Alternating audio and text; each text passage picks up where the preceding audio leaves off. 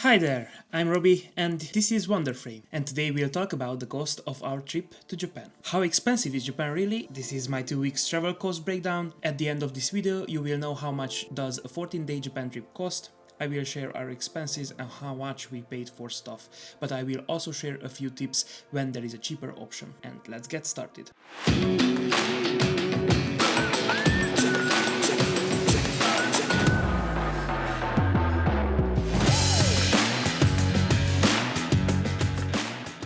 The first section is flights and accommodation. So let's get rid of the first two main things, which are the airplane tickets and the hotels. We did not get good prices for the airplane tickets, unfortunately, because we should have researched more or simply choose a different date, although choosing a different date is not always possible for everybody. Like for us, we already had this trip planned and we tried to find the best deals for those 2 weeks. The total money we paid for the flights was 1,300 euros per person. This price is for the flight from Bucharest to Tokyo with a 4.5-hour layover in Doha, and then back from Tokyo to Bucharest with the same layover at Doha. For the first 3 nights in Tokyo, we stayed at the Bay Ginza Hotel. It was a really nice hotel, probably with the best layout for the room between all of these hotels, and these 3 nights cost around 450 euros. Then we spent a night at Yamanochi at the ryokan, which is basically a traditional hotel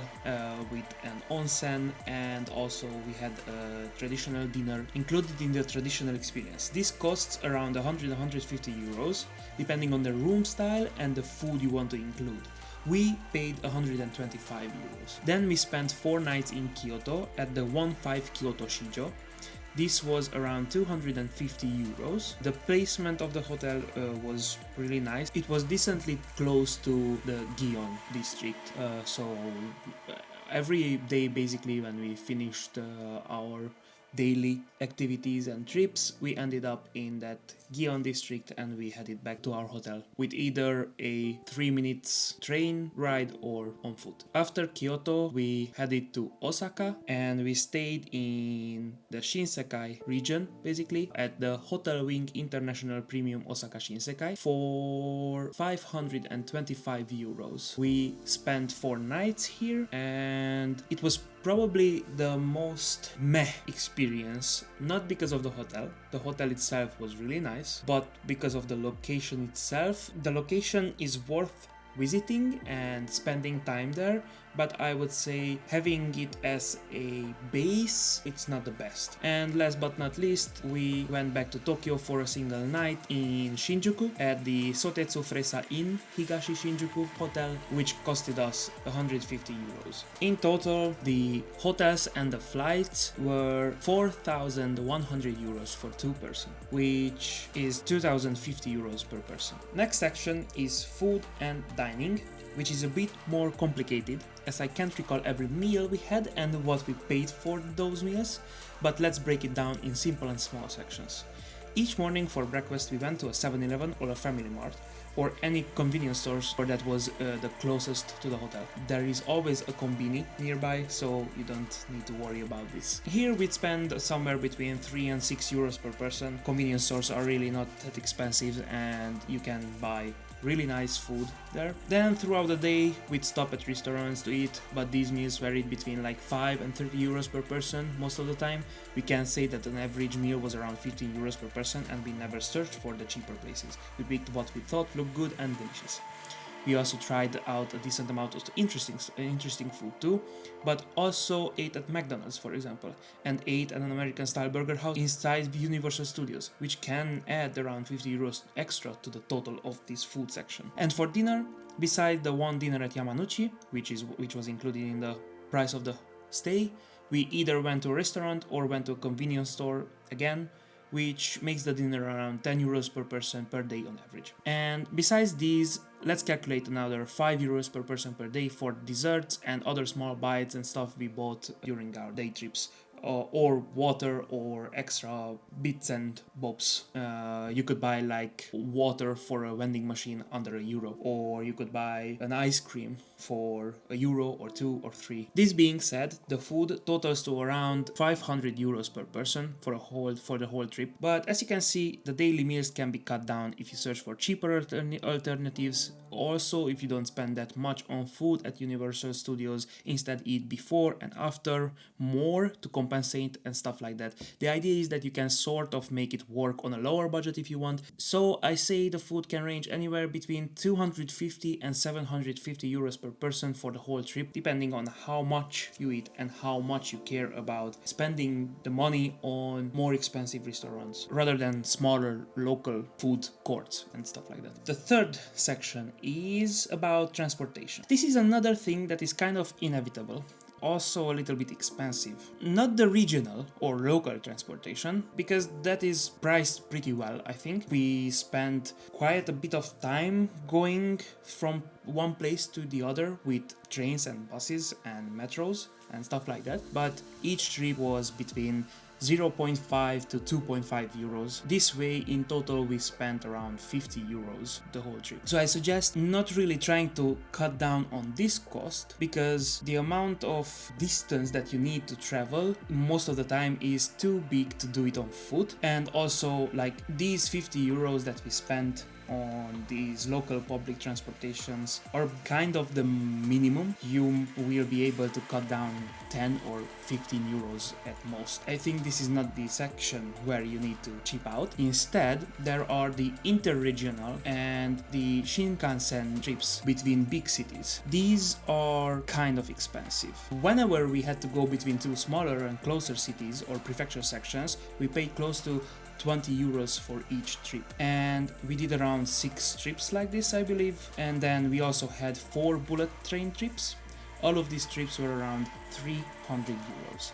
And add another 100 euros for a regional Kansai Hiroshima JR Pass, which helped us a lot when we were in that Kansai region, basically Kyoto, Osaka, Hiroshima, stuff like that. Every transportation in the end costed us between 400 and 500 euros. I think if you want to cut down for around 100-150 euros here, then I could suggest making your trip a bit more linear. So like going from Tokyo to Osaka, spend more time at the beginning of the trip in Tokyo, then going to Osaka with one Shinkansen trip, and spending the rest of your trip in Osaka and going to Kyoto from Osaka. Or if you want, you can stop at Kyoto and then with another cheaper train to go to Osaka and stay a few days in Kyoto and a few days in Osaka. It's up to you, but basically trying to do this trip and then go back home from Osaka, so you don't need to pay another Shinkansen trip from Osaka back to Tokyo. If you can plan around this, then yes, for sure you will cut down the cost of transportation quite a bit. The fourth segment of this breakdown is activities and sightseeing expenses. This is a section where your travel itinerary can differ so much from ours, which in the end can greatly change the total amount of money spent. We did a few major things, but let's break it down. Temples and shrines, around 100 and 300 yen, so around 1 to 3 euros per entry, but there are a bunch of temples and shrines with free entry. Depends on which you choose to go to, but we did kind of 4 of free and 4 paid temples and shrines, so we spent around 5 euros in total. Then we went to Osaka Castle, which was also 5 euros per person. We also entered museums, aquarium, Fuji TV building, Umeda Sky, and stuff like that. These are ranging between 3 and 6 euros each, let's say around 25 euros total. Then we had the Sumida River Cruise, which was around 12 euros. Then TeamLab Borderless 25, TeamLab Planets 25, Osaka Expo 2025 was around 50 euros. This is one of the things that I don't recommend going this year. It's just not worth it. If you want to spend half a day and 50 euros per person going there, yeah, sure, try it out, but I don't think that there is much to do. And Universal Studios around 60 euros. These are only the tickets. Besides these, depending on where we were, for example at Universal Studios, we spent more on food than on an average day. We spent a lot more on souvenirs, a bunch of other little things. We spent more on water because that was more expensive. When we went to Miyajima, we spent a bit more also on food, not by much, but we also bought more souvenirs than on other days and stuff like that. But all of those things are in the next section. For now, these are only the activities and tickets, and this whole section is somewhere between 200 and 300 euros. From my calculation, we spent probably around 260 euros. But this next section is basically adding a bunch of other things that are not calculated on the average main things. So this section is called miscellaneous and unexpected expenses. First and foremost, if this is your first trip to Japan and you are not on a really tight budget, like you can't afford anything else, only the absolute necessary, then prepare to spend quite a bit on souvenirs. Also, prepare that you need a bigger luggage and don't be like me. If not for my partner, I would have packed a small suitcase which would have not been enough for everything we bought. So let's start with the bigger stuff. We bought 6 figurines because we're anime fans, and this was around 100 euros. We bought a bunch of small stuff like chopsticks, pins, magnets, keychains. All of these were around 100 euros at least. We bought 2 pairs of really nice chopsticks. This is separate from the section before because these 2 pairs cost around 25 euros. Then 2 umbrellas, which also cost around 25 euros, and a few sweets for around 25 euros as well. From Universal Studios, I bought a Mario hat and a Mario bracelet. These 2 cost around 55 euros. Harry Potter's wand, which was 40 euros. And we bought a bunch of other stuff, which I already included in the small things section. Also in the next section, which is 5 t-shirts and a pair of shorts, totaling about 60 euros, and a bunch of smaller things that I can't remember, let's say around 50 euros as well.